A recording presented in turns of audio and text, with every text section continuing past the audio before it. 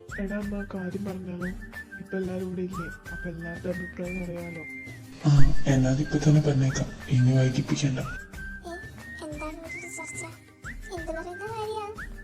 അതൊക്കെയുണ്ട് ഹാപ്പിനെസ്. എല്ലാരും വന്നിട്ട് പറയാം. ഇത്ര കഴിക്കാൻ മാത്രം അതെന്ത് കാര്യ? കേക്കട്ടെ കേക്കട്ടെ. ആ ഓക്കെ ഓക്കെ, അങ്ങനെ ഫൈനലി ഞങ്ങൾ സർപ്രൈസ് പൊട്ടിക്കാൻ പോവാണ്. അത് സായിനെ, ജെറിനെ, ഹർഷനെ, ഇത്തേനെ ഞങ്ങളൊന്ന് പിടിച്ച് കെട്ടിക്കാന്ന് വിചാരിച്ചു.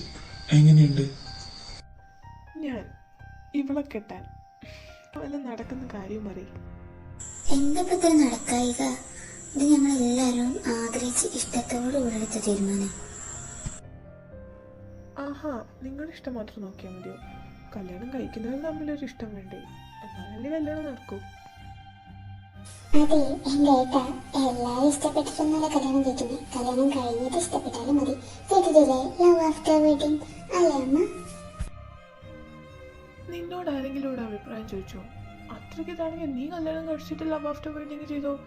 എനിക്ക് എന്തായാലും പറ്റില്ല, പ്രത്യേകിച്ച് ഇതിനെ കല്യാണം കഴിച്ചിട്ട്. അപ്പോ ഇവിടെ ആർക്കും എതിർപ്പില്ല, പ്രശ്നമില്ല. കുഞ്ഞാറ്റയ്ക്ക് സമ്മതം. പിന്നെ നിനക്ക് മാത്രം എന്താണ് ഇത്ര പ്രശ്നം?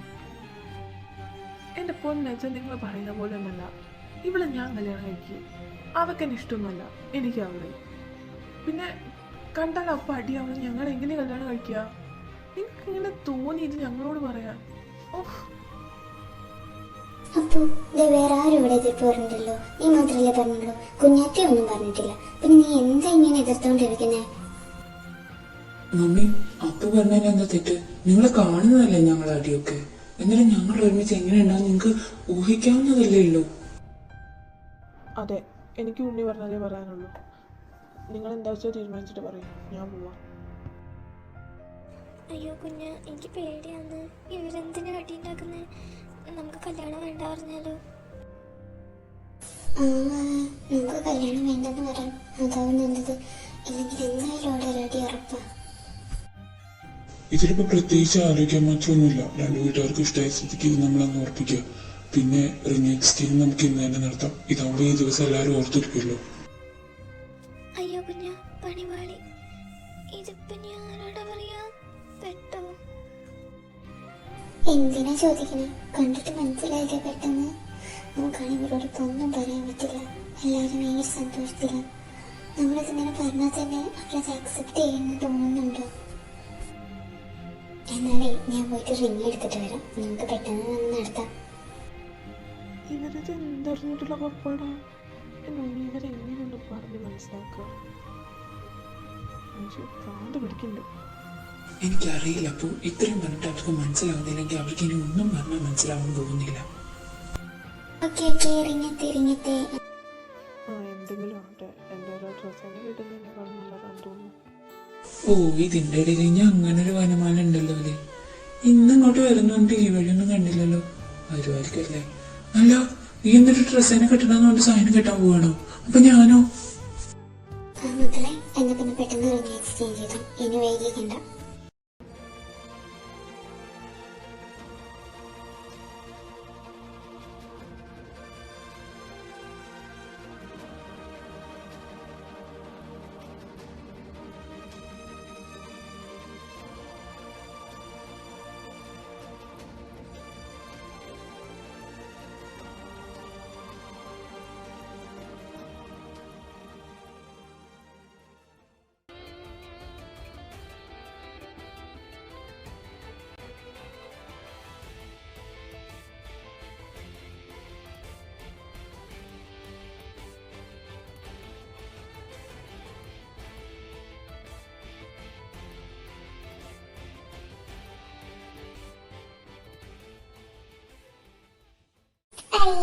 Perfect couples.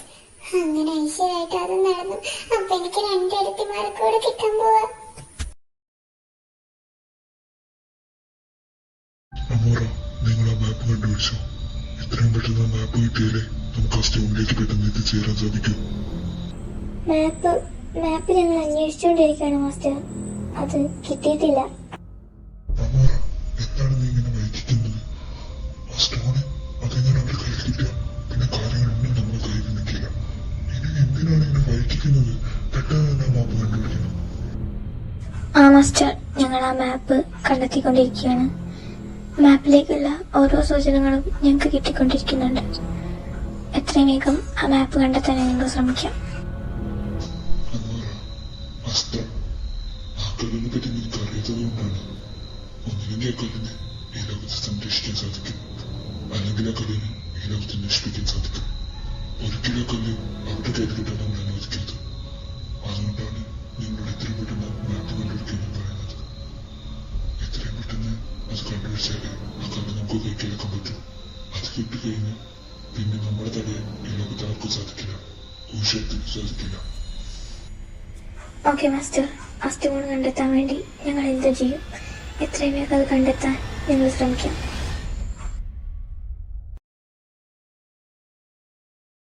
അതെ, ഞങ്ങളെന്ന് ഇറങ്ങോ. ഇനിയിപ്പോ കല്യാണത്തിന് നല്ലൊരു ഡേറ്റ് നോക്കി ഫിക്സ് ചെയ്തിട്ട് തിരിച്ചറിയിക്കാം. ആ ഓക്കെ, ഇറങ്ങിക്കൊന്ന ലേറ്റ് ആവണ്ട, എത്തിയിട്ടിരിക്കേ. എല്ലാവരോടും പറയുന്നു. ഞങ്ങൾ ഇറങ്ങോ, ഇനി ലേറ്റ് ആവുന്നില്ല. അപ്പൊ ശരി. എടി പെണ്ണെ, നീ പോവല്ലേ? പോണതിന് മുമ്പ് ഒരു ഉമ്മതോടി. ഇപ്പോഴോ? അവരൊക്കെ ഇറങ്ങിയെന്നാ തോന്നുന്നേ. ഞാൻ പോട്ടെ. ഞാൻ ഫോൺ വിളിക്കുമ്പോൾ ഫോണിൽ കൂടെ തരാം. അതൊന്നും പറ്റില്ല. ഫോൺ കൂടെ തരുന്നത് വേറെ ഫീല്, ഡയറക്റ്റ് തരുന്നത് അത് വേറൊരു ഫീല്. മര്യാദക്ക് തന്നിട്ട് നീ പോയിക്കോ.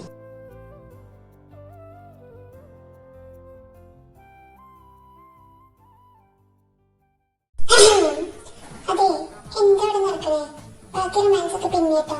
അവരെ അവിടെ പോവാൻ വേണ്ടി കാത്തിക്കാം. ഓ കോപ്പ്, ഈ പെണ്ണുങ്ങളെ സമ്മതിക്കില്ലല്ലോ ഇത്. അതെ, ഞാൻ സമ്മതിക്കില്ല. മര്യാദയ്ക്ക് രണ്ടും എടുത്ത് പൊക്കോ, അല്ലെങ്കിൽ ഞാനിപ്പോ എല്ലാവരും വിളിച്ചിട്ടൊക്കെ പറഞ്ഞു കൊടുക്കും.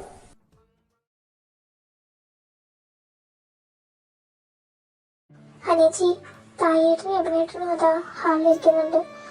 നമുക്ക് പോയിട്ട് നമ്മുടെ പാവസിന്റെ കാര്യം പറഞ്ഞാലോ? നമ്മൾ പറയണമെന്നല്ലേ വിചാരിച്ചിരുന്നേ. ഇപ്പൊ അവിടെ ആരുമില്ല, പറയാൻ പറ്റിയ സമയം. നമുക്കൊന്ന് ചെന്ന് പറഞ്ഞാലോ? ആണോ? അവിടെ ആരുമില്ലേ? എന്നാ പിന്നെ നമുക്ക് ഇപ്പൊ തന്നെ പറഞ്ഞേക്കാം. നീ വാ. അഭിനേട്ട, തിരക്കാണോ? അതെ, ഞങ്ങൾക്കൊരു കാര്യം പറയാനുണ്ടായിരുന്നു. തിരക്കോ? ഇല്ല, വലിയ തിരക്കൊന്നുമില്ല. പറഞ്ഞു, എന്താ കാര്യം? അത് എബി, തായേട്ടാ, നമ്മൾ രണ്ടുപേരോടും കൂടെ ഞങ്ങൾക്ക് രണ്ടുപേർക്കാണ് പറയാനുള്ളത്. ആ പറഞ്ഞു, എന്താ പറയാനുള്ളത്? അത് തായേട്ടാ, ഞങ്ങൾ ശരിക്കും ഞങ്ങൾക്ക് ചേടാ, ഏട്ടന്മാരെ നിങ്ങൾ ഇവിടെ നിൽക്കുകയാണോ? നാളത്തെ മീറ്റിങ്ങിന്റെ കാര്യം അർജന്റായിട്ട് ഡിസ്കസ് ചെയ്യാൻ വേണ്ടി പെട്ടെന്ന് ഓഫീസ് റൂമിലേക്ക് വന്നേ. ബാക്കി ടോക്കൊക്കെ പിന്നെ വന്നേ. ഓ, ഇതെന്ത് കഷ്ടാണ്. മനുഷ്യനൊരു വിധത്തിലാണ് ഇല്ലാത്ത ധൈര്യം സംഭരിച്ച് ഇതൊക്കെ പറയാൻ പോണേ. അപ്പോഴേക്കും ഇങ്ങനെ പോയാൽ എന്തോ ചെയ്യും? ഇനിയിപ്പോ എന്താ ചെയ്യാ? ഒക്കെ കൈവിട്ട് പോവാണല്ലോ. ഷോ, എനിക്കറിയാൻ പാടില്ല. ഇവരോട് പറയാൻ നോക്കുമ്പോ അതിനൊരു അവസരം കിട്ടില്ല, അവസരം കിട്ടുമ്പോ ഇവരും കിട്ടില്ല. ഇനി എന്ത് ചെയ്യും? എന്തായാലും ഇനിയിപ്പോ പറഞ്ഞിട്ട് കാര്യമില്ല. നീ വാ, അടുക്കളയിൽ പോവാം, കുറച്ച് പണിയുണ്ട്. എടാ ഉണ്ണി, നീ പറ, ഞാൻ എന്താ ചെയ്യാ? ഒരു ഭാഗത്ത് ഡ്രസ്സാ, മറ്റേ ഭാഗത്ത് സായ. ഡ്രസ്സിനെ കിട്ടുന്നതിനും ബന്ധം ചാവുന്നതാ. സായനെ കിട്ടുകയാണെങ്കിൽ അടികൂടി എന്റെ ജീവിതം തീരും. ഇതിന്റെ രണ്ടിന്റെ ഇടയിൽ ഞാൻ. അച്ഛനാണെങ്കിൽ എന്നെ ഇതിലൊരാളെ കെട്ടിച്ചേ അടങ്ങും. അമ്മേനെ വിചാരിച്ചാൽ ഞാൻ ഫ്ലേർട്ട് ചെയ്ത് ഏതെങ്കിലും പെണ്ണിനെ വിളിച്ചുകൊണ്ടാക്കി വരുന്നു. അതിനാണ് ഈ കല്യാണം വേഗാക്കുന്നത്. എങ്ങനെയെങ്കിലും ഒഴിഞ്ഞു മാറാനോ എന്ന് വിചാരിക്കുമ്പോ ഇന്നത് റിംഗ് എക്സ്ചേഞ്ച്. ഞാൻ എന്ത് വേണം? ആ, അതിപ്പോ ഇതിലും മമ്മീനെയും പപ്പേനെയും പറഞ്ഞിട്ടും കാര്യമില്ല. നീ ഇങ്ങനെ ഫ്ലർട്ട് ചെയ്ത് നടക്കുന്നേ കൊണ്ടല്ലേ. പിന്നെ ഡ്രസ്സിനെ കിട്ടുന്നതിന് ഭേദം നീ എന്തായാലും സാധനം കിട്ടുന്നതാണ് നല്ലതെന്നാണ് എൻ്റെ ഒരു അഭിപ്രായം.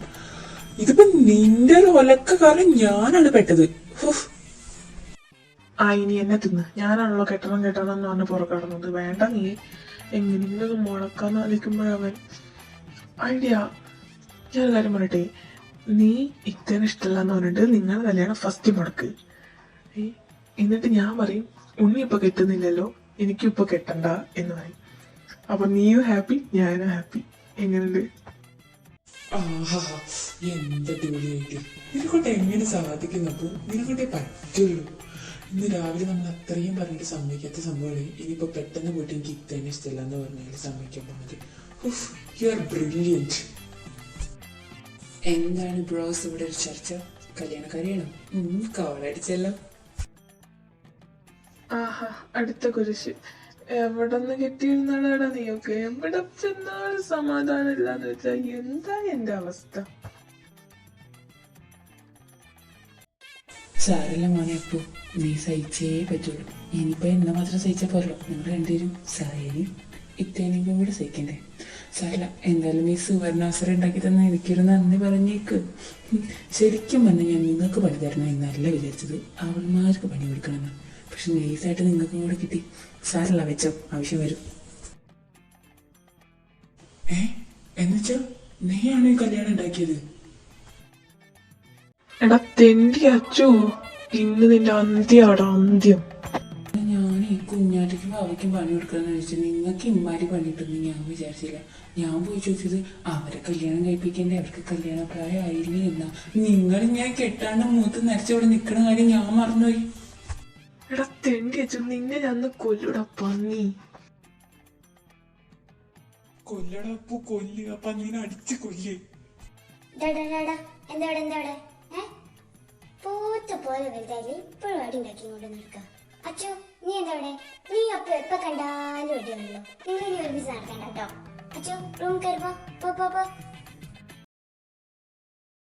ഓ, ഇവനിത് എന്തിന്റെ കേടാണ് എന്റെ അപ്പു. അൺസഹിക്കബിൾ ആയിട്ടുണ്ട് ഇവനെ കൊണ്ട്. ഇവനൊക്കെ എവിടെന്ന് കിട്ടിയോ എന്തോ, എനിക്കറിയാൻ പാടില്ല. അനിയെ തലിക്കുന്ന കണ്ടിട്ടേനെ പന്നി. കല്യാണം ഞാൻ നടന്ന അന്ന് അവന്റെ അവസാനം. വിധി ഏറ്റെടുക്കാൻ ആർക്കും സാധിക്കില്ല. നിങ്ങളുടെ സംഗമം അതിവിധിയിൽ രേഖപ്പെടുത്തി ഒന്നാണ്. അത് മായ്ക്കാൻ ഇനിയൊരു ശക്തിക്കും സാധിക്കില്ല.